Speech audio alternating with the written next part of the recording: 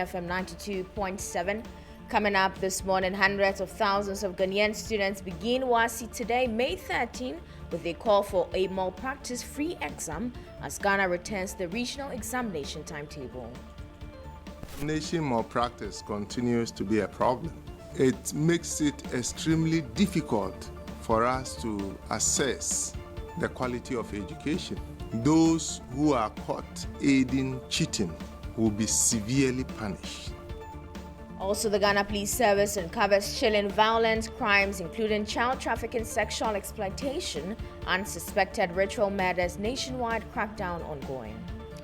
Much later in this bulletin, the government approves the immediate evacuation of 300 Ghanaians from South Africa, vows to seek legal redress following a renewed wave of xenophobic attacks in parts of the country.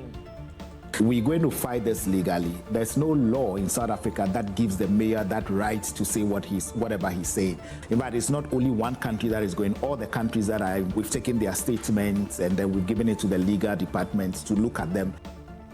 We have details of our headlines and other stories. Please stay with us.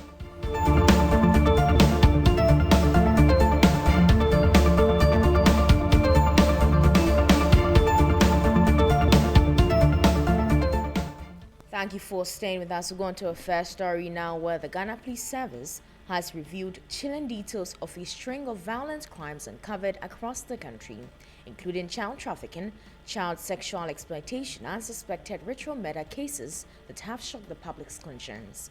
Addressing the media in Accra, the Director General of the Criminal and Investigations Department, COP Lydia Yakodonko, disclosed that several suspects have been arrested in connection with crimes as police intensify efforts to dismantle criminal networks threatening the public's safety. There's more in the following report.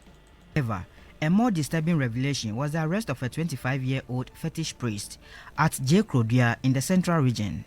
Police reports indicate that the suspect allegedly murdered his client and disposed of the mutilated body. The fetish priest is also alleged to have buried the deceased decapitated head at a cemetery in the Volta region. Investigations established that the deceased had previously sought herbal treatment from the suspect in 2025 for a swollen leg condition. On 4th March 2026, she reportedly visited him again for spiritual assistance to protect her business.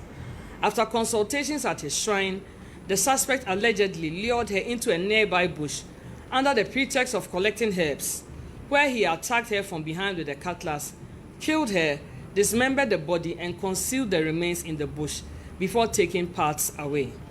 During interrogation, the suspect admitted to the offense and disclosed that he had buried the deceased head at Mafi Alvedo in the Volta region.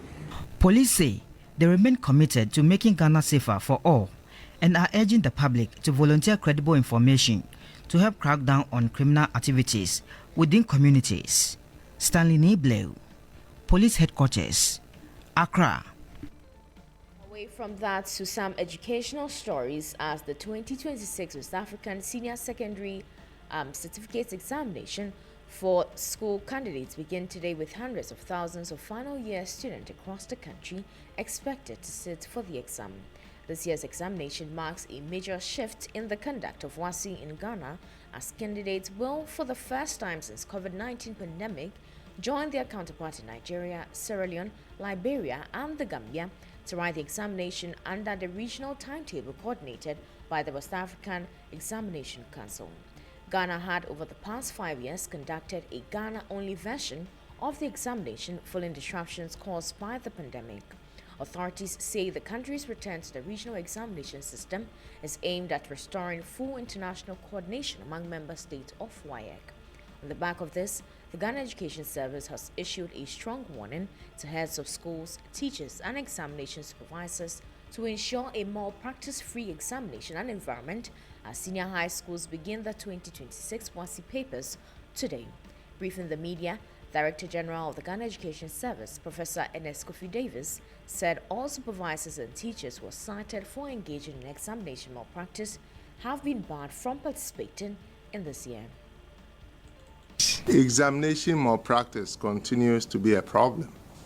This practice is dangerous because it makes it extremely difficult for us to assess the quality of education.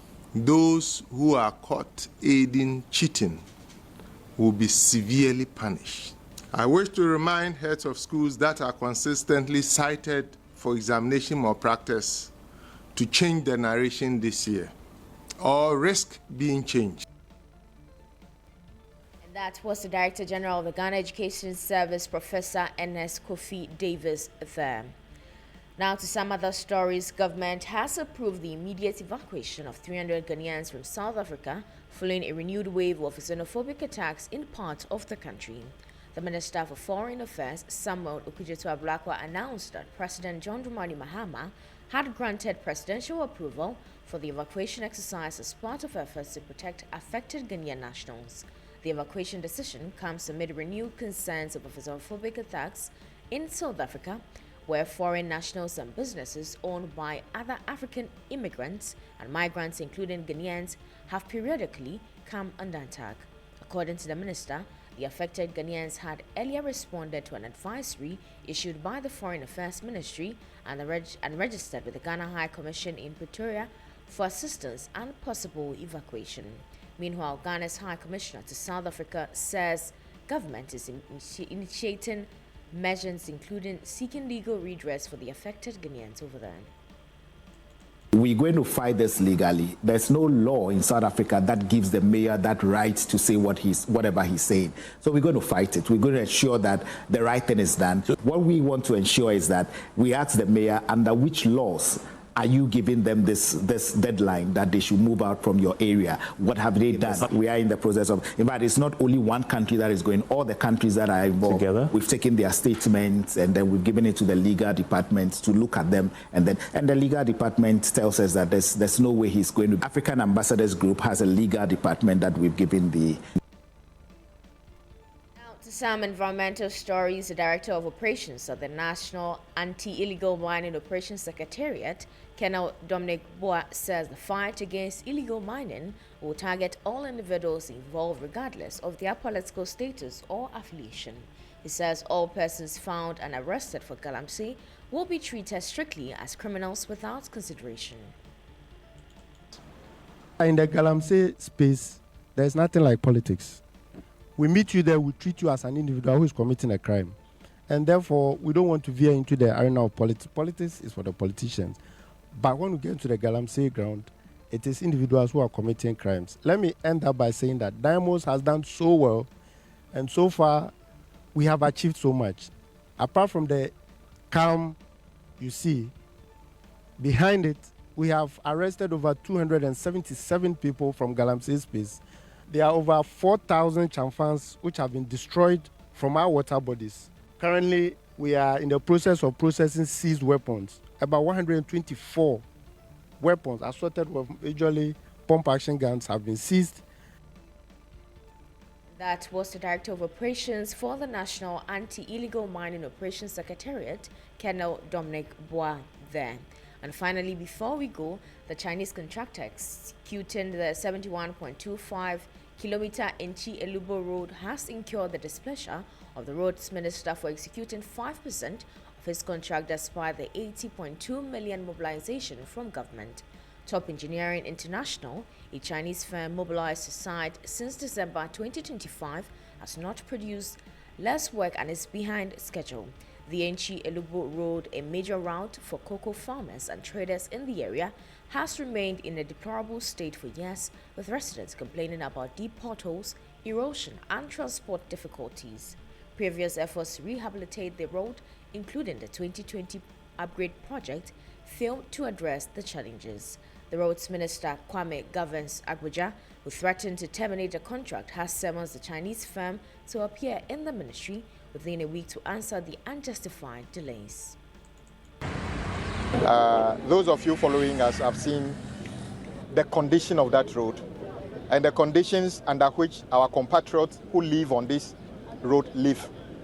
You saw them drying cocoa, much of what is the economic stay of our country. But you drove on those roads and nobody was even patching pothole, which was supposed to be the responsibility of. You stopped and spoke to women who tell you the ordeal they go through.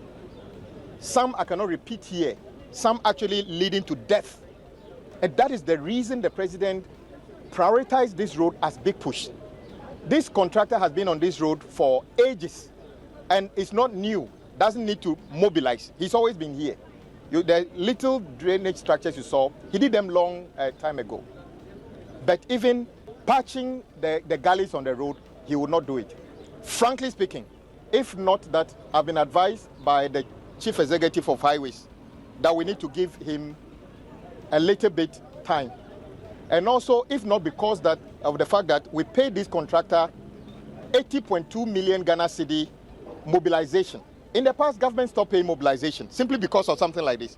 If not because we paid 80.2, I would have terminated their contract right now. That was the Minister for Roads and Highways, Kwame Gavins Agbuja there. That brings us to the end of the first half of this morning's bulletin. For more news, check our website at 3news.com. I am Enyonam Haligah. Business News is right up.